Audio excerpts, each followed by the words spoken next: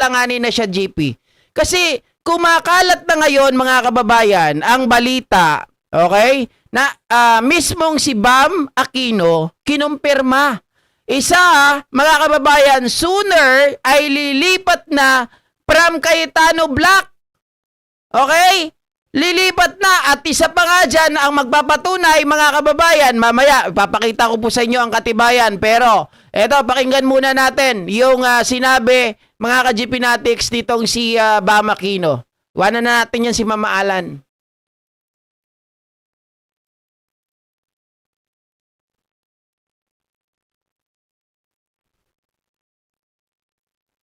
So now Congress is on recess. I want to ask you, with the current setup of the Cayetano Block refusing to give in, refusing to recognize the Gatchalian Block, how are you able to work? So let's explain it to the public. For example, you are the committee chair of education now. Yes. Dati, it was Senator Loren. Senator So Loren. it was myself, and then on May 11, yung araw na dumating si Senator Bato, dugo yung kamay niya, naghabulan and all of that. Nagkaroon ng leadership change, napalitan po tayo. But last June 3, because we had the majority, nabalik po tayo as education chairperson. Okay, so what happens now? How does that affect the committee that the minority or the Cayetano Block refuses to acknowledge the Gatchalian Block? How does that affect your job? Well, unang-una, Karen, kapag 13 na kami, which we're predicting will be very soon at nag-special session, mafo-formalize mga kababayan. na yung pag-elect ng bagong Senate President, no? Okay. Now, So, sanabi niya, mga kababayan, very soon. Pag 13 na kami, very soon, mangyayari ito sa special session. Yan yung sinabi ko sa inyo nung nakaraan di ba?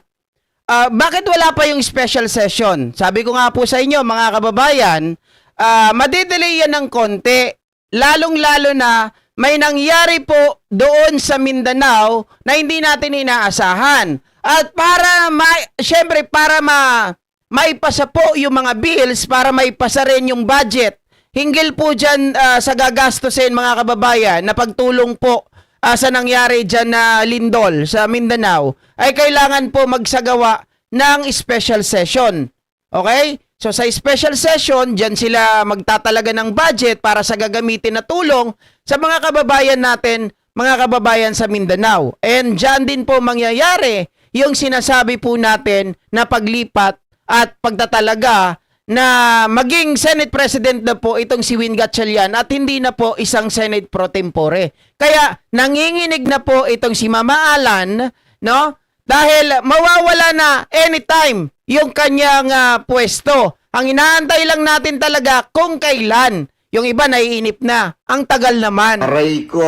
Siyempre, nagbabago-bago ang sitwasyon, mga ka-GPnatics. Pero isa lang po ang nakikita natin dyan ngayon, dahil kung pagmamasdan nyo po ang picture na ito, ayan spotted na po, mga kababayan, si Joel Villanueva, Win Gatchalian, at si Mig Zubiri. Aray ko!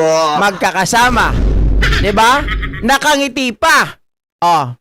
Ano ba ibig sabihin yan? Which, hindi po yan ginagawa ni Joel Villanueva. Hindi po yan, mga kababayan, nakikipagkita kahit sa mga kaibigan niya. Pero, napansin nyo ba? Ang ganda ng ngiti nitong si Villanueva. Aray ko! Ano ang masasabi nyo sa larawan na yan, mga kababayan? Sabi po nila, ang isang larawan ay, di ba, nagbibigay ng maraming kahulugan. Aray ko! Sige nga, mga ka-GPnatics, para sa inyo, ano po ang kahulugan nito?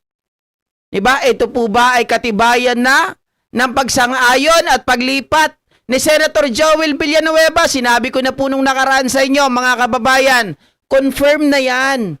Diba pang 13 si Jay? Si Jay na sinasabi po, mga kababayan, ay sobra po na magiging proud sa kanya ang mga taga-PUP. Diba? Ang tatay niya, taga-PUP, alumni, tawag dito, doon po yan, mga kababayan. Si Joel Villanueva, binigyan ng parangal, special na parangal, kahit hindi po siya doon nakapagtapos.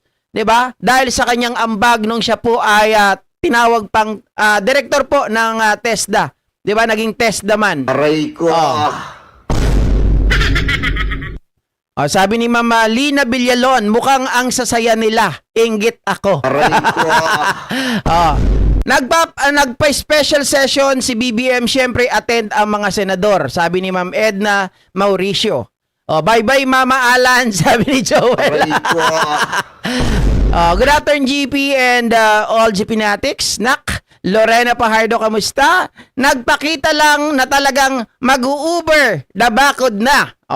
Mga kababayan, ayan na talaga yon.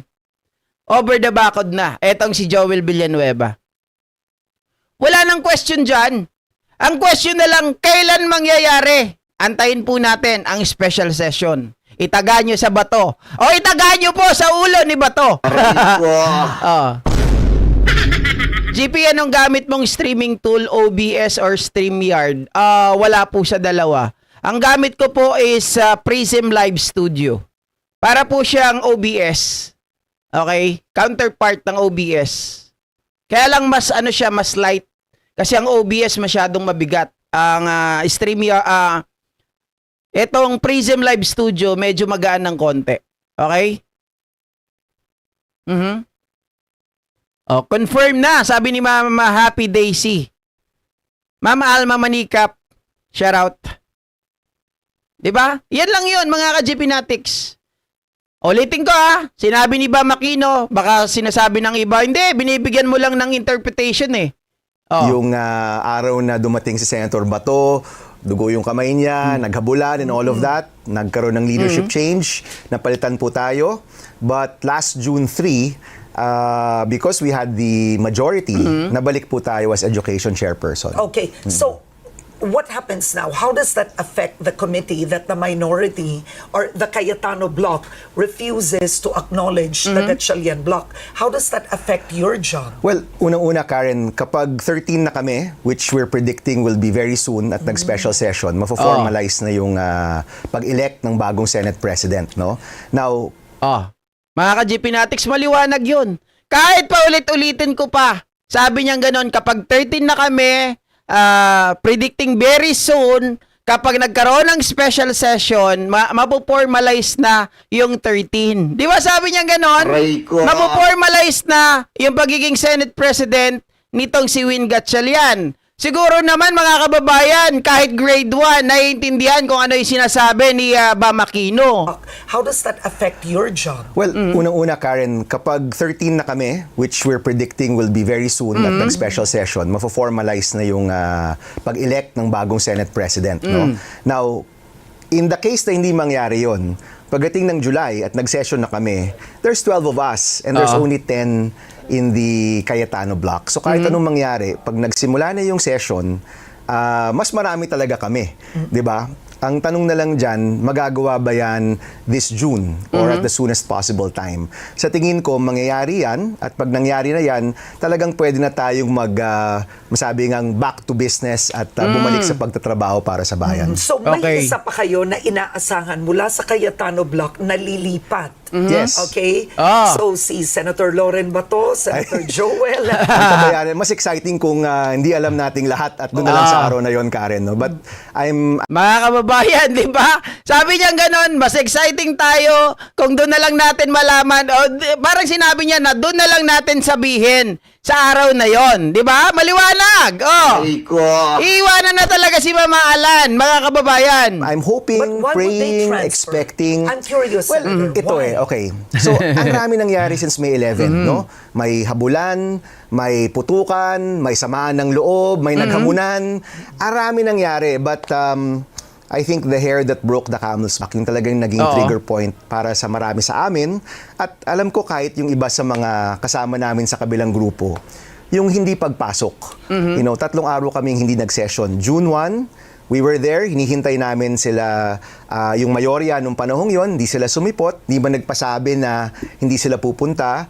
On June 2, nangyari ulit yon, hindi na naman sila pumasok at naghihintay pa rin kami. On June 3, nangyari na nga yung pumasok si Senator Cheese at nagka-quorum na. No? So, para sa marami sa mga taong matagal na nagtatrabaho sa Senado, O matagal ng senador, no? well, iba yung senador, iba rin yung mga secretariat, yung mga taong nagtatrabaho sa Senado, unang beses rin lang yun na nakita nila na magtatatlong araw na walang session. In fact, on that third day, kung hindi kami nag-session, we were already in violation of the Constitution. Kasi hindi pwede yung 3 araw na sunod-sunod na hindi kayo nagsisession, no? Correct, So, correct. nung pangatlong araw na yon, we were able to na-cure namin yung pagiging violative of the Constitution. Hindi na tuloy yun. We were able to constitute the quorum and the majority, and we were able to hopefully now set the Senate in the right path. Now, syempre alam natin ngayon, lahat ng tao, alam na yung Abilino Cuenco, di ba? Alam na yung Yes, Abilino Cuenco, alam na yung pagbibilang to 12 or 13. We stand on good legal ground. At maraming sumang-ayon sa amin. But the best situation is really kapag 13 na kami. Oo, you Oh, feel correct, it will syempre. be unquestionable. Of course, Oo. of course. And I'm predicting this will happen very soon. Magta-13 na po tayo. Hopefully, we're praying for that and we're hoping for that. At pag nangyari na yan, can go back to business tayo and really Ayun. focus on the reforms na kailangan ng tao. Okay, so why do you think it should be 13 when the Constitution doesn't state the number 13? It states a majority of all its members. And Justice Absolute. Carpio interprets it as members, of course, who can vote. Kasi pag may namatay, out na yon, right? May nakakulong, hindi makaboto yon. Of course, Karen, agree with that interpretation, di ba? Pero sa kaduluduluhan ng lahat, yung wala talagang question kapag 13 kayo. Okay, right now, ang pwedeng gawin ng kabilang grupo, pwede nilang iakyat sa Supreme Court yung mga tanong nila. No? At doon siguro, pagdidebatihan ng Supreme Court yung Abilino Cuenco, so jurisprudence, precedents, and a logical understanding of the Constitution and the rules, doon natin malalaman. No? But kung ayaw nilang gawin yon, yung pinakamainam talaga na paraan ay magka-13 tayo. Now, Correct. we know that we stand on jurisprudence and precedents. So, confident kami dito sa numero natin. Pero yung mga grupo na nagtatanong or nagko-question, they can either bring it up to the Supreme Court, no, which they have the right to do, at the Supreme Court will decide kung ano nga ba talaga yung tamang numero, much like Abilino Cuenco. Yeah. Di ba? They will decide then. Pero posibleng mahabang proseso pa yan. The best is just to have the 13. And right now, yung 12, mas malapit sa 13, kaysa 10, mas malapit sa 13. Di ba? Good point. So they'd have to get 3, you just have to get 1. Yes. Punto ka doon. Now, in terms of work, the Blue Ribbon Committee, all right, there was tinawag na Hausyaw, yung Blue Ribbon hearing ni Marcoleta. Ito naman, yung kay Erwin Tulfo, cannot also be considered as a Blue Ribbon Committee hearing. No. It's a Okay. meeting. It's a consultative meeting, Okay, Karen. so just for our audience, what are the issues why neither sides can call it a Blue Ribbon Committee hearing?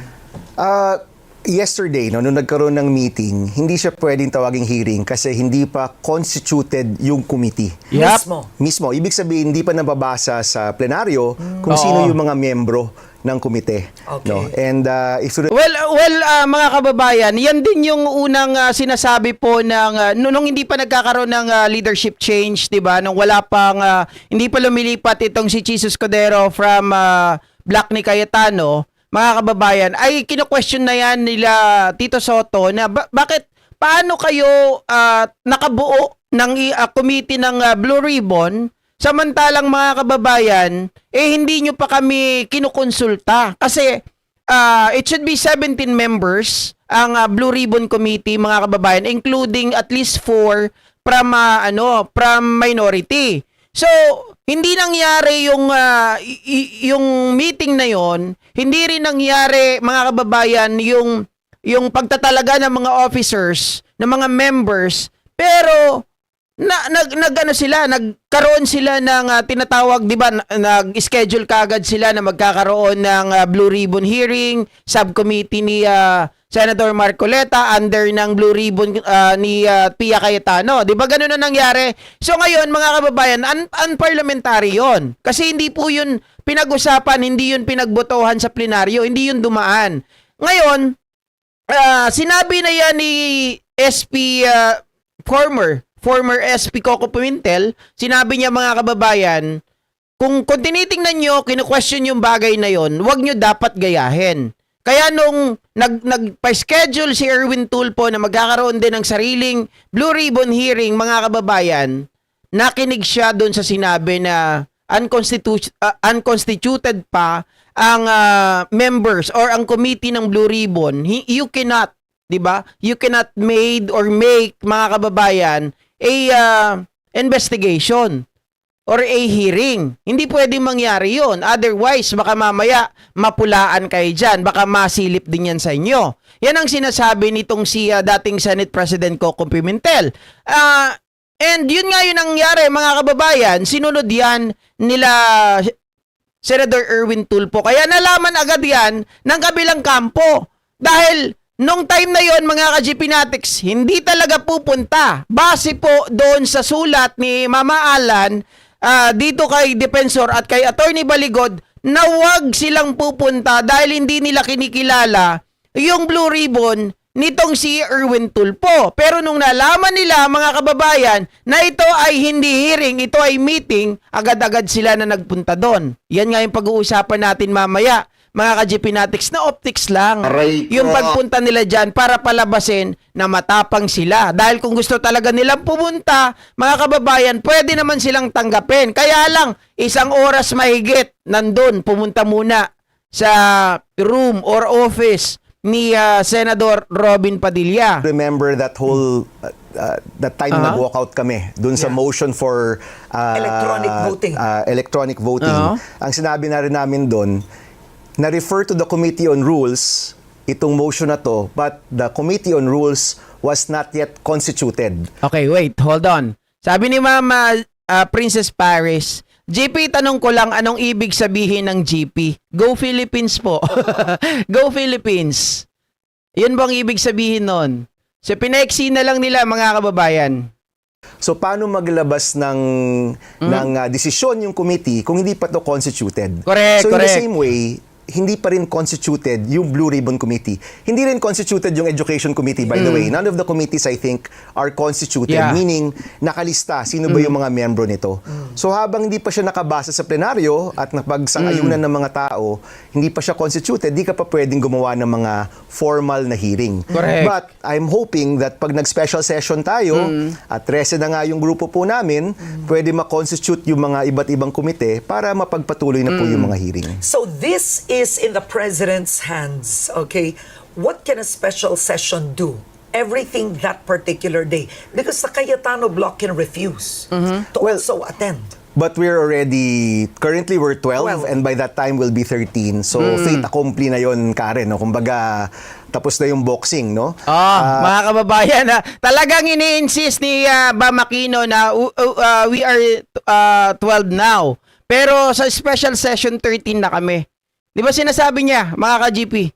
So talagang sigurado na sila. It is Joel Villanueva will join, mga kababayan, the Win Gatchalian block. And I think hopefully that will be called kapag kailangan na talagang klaruhin itong nangyayari sa Senado. Okay, so let's start. And on that day, pwede na yan. Tapusin yung Senate. mga third reading, yung mga generals na naghihintay ng ilang linggo na, no, for their appointments at yung iba pang armed forces personnel natin. Yung pag-sponsor ng National Feeding Program na dapat gagawin ko nung May 11, hindi natuloy kasi natanggal tayo bilang chairperson. Yung pag-constitute nung BICAM for the vouchers bill. We have a vouchers bill that will support our public school students na pwedeng lumipat sa mga private schools. The BICAM of that Galing ni Bam. of that bill, meaning last step na to, has to be constituted again kasi nagkaroon ng leadership change. So, maraming mga kailangang buuin at gawin kapag nag-special session tayo. Okay, but more than that, so I wanted to ask you. Biruin nyo, mga ka-GP Natics, no? Ang daming nawala sa 3 araw na session na yon. I-include na natin yung Wednesday, di ba? Include na natin yung Wednesday sa nangyari nun. Kasi isipin natin, June, tama ba, mga kababayan? Teka, mukhang nagkakamali ako sa date eh. So, June 1, 2, and 3. Diba? June 1, 2, and 3. June 1 di nagpakita ang majority. June 2 hindi nagpakita ang majority. June 3, mga kababayan, leadership change pagdating ni Chis Escudero. Pero, kukunti lang yun nangyari at that time. So nasayang rin ang mahabang oras ng pag-aantay na dapat, mga kababayan, yung mga bills na ito ay naipasa na. Biruin mo yung voucher para sa mga estudyante, napakahalaga niyan. yung kay Risa Ontiveros, mga kababayan, yung anti-detention, detention law, 'di ba? Mga kababayan, anti-hospital detention law, nawala yung hospital. Aray ko. Tapos doon sa mga generals natin na napakahalaga po sa kanila 'yon. First, Senator Alan Cayetano, Oo. his camp is now seeking for what they call an interim admin setup with the Gatchalian bloc, no, with the new Senate majority. And of course, you've turned it down. The bloc has turned it down. Why? What is questionable about that Naomi Shin. whole exercise? Oy, nabitin mga kababayan. Alam nyo, maganda yung mga usapan talaga nila dito dahil mga kababayan, tatalakayin din kung bakit po nila tawag dito, binasted yung proposal ni Mama Alan. Dahil alam naman natin, mga ka-GPnatics talagang traidor itong si Alan Peter Cayetano. Once na pinagbigyan mo dahil nga sobrang greed sa power, mga kababayan, ay hindi niya basta bibitawan niya kapag nahawakan na. And sa pagkakaroon po ng double signatory, magkakaroon niya ng conflict eh. 'Di ba syempre kung ang faction nyo, faction sa kabila, mga kababayan, pag dito kasi syempre kunwari na lang pag-usapan natin yung trial ni BP Sara Duterte. Dito sa kila Sherwin Gatchalian, papayag sila na buksan yung mga bank account, bank records. Sa kabila, mga kababayan, hindi sila papayag. So ngayon, anong magiging nun? Lagi na lang nadidivide yung house kapag nangyari yon, 'di ba? At saka bakit unang-unang dahilan, bakit kami papayag na magkakaroon ng double signatory? Oras na lang araw na lang ang inaantay, maaalis ka na sa pwesto. Aray ko. So, kung bibigay namin yung gusto mo, yung proposal mo, parang binigyan ka pa namin ng pagkakataon para banatan mo kami, para manggulo ka pa. 'Di ba? Hindi katulad ng hindi na kami papayag. Bahala ka sa buhay mo, proposal mo, gusto mo, saksak mo sa baga mo. Total, mawawala ka na rin naman 'Di ba? Pahihirapan mo pa kami. Antayin na lang namin yung special session para maproklama na tawag dito, mga kababayan. Ano yung sabi ni Bam Aquino kanina? Ito ay ma-formal na, mga kababayan. 'Di ba? Ma-formalize na yung pag-upo ni Sherwin Gatchalian. Doon wala ka ng power, wala ka nang masasabi na dinaya ka kasi meron na sapat na bilang na 13. 'Di ba? Hindi ka na pwedeng umangal, hindi ka na pwedeng makipag-agawan sa pwesto. Kung bibigyan ka namin ng pagkakataon ngayon, 'di ba? Na pumayag sila sa double signatory, by that time na mai-formalize, mga kababayan, yung pagiging Senate President ni Win Gatchalian, baka mamaya ihabol mo pa yan. Aray ko. 'Di ba? Baka mamaya gamitin mo pa yan sa paghabol. Oy, may usapan tayo May gentleman's agreement tayo Aray ko. 'Di ba? Baka ganun ang gawin ni Mama Alan. Hindi pumayag ang Malacanang, wag ang piling pa victim. Aray ko. 'Di ba? Sabi ni Tita Josephine, hindi na pati si Cayetano ina-acknowledge ng karamihan kaya wala siyang bilang. Ano pa inahabol niya? Aray ko. History repeated. Correct. 'Di ba? Christopher Dagiwag. Ano nga pala name mo, GP? Pasensya na sa tanong. Jorn. Jorn. Like a journeyman. Lampas sa 13 senator lumipat kay SP Gatchalian, sabi ni Tita Josephine. Hindi pa sure yung dalawa. Hindi pa sure yung magkapatid. Hindi pa sure si Bongo. Ang certain pa lang natin ngayon ay itong si Joel Villanueva. Okay? Si Joel pa lang. I don't think this Cayetano bloc will allow themselves to be manipulated by this sooner. Gagayan si Mama Alan, hudas ugat ng kaguluhan sa Senado at buong bansa, sabi ni Mateo Gabayno. Aray ko. Talagang lahat tayo, mga kababayan, Mama Alan na tawag natin dyan, Uy, Diyos ko, grabe naman kasi talaga. Talagang, ewan ko ba, si Pebbles na ba nagpangalan dyan ng Mama Alan di ba? Tayo nakikigaya lang. Okay.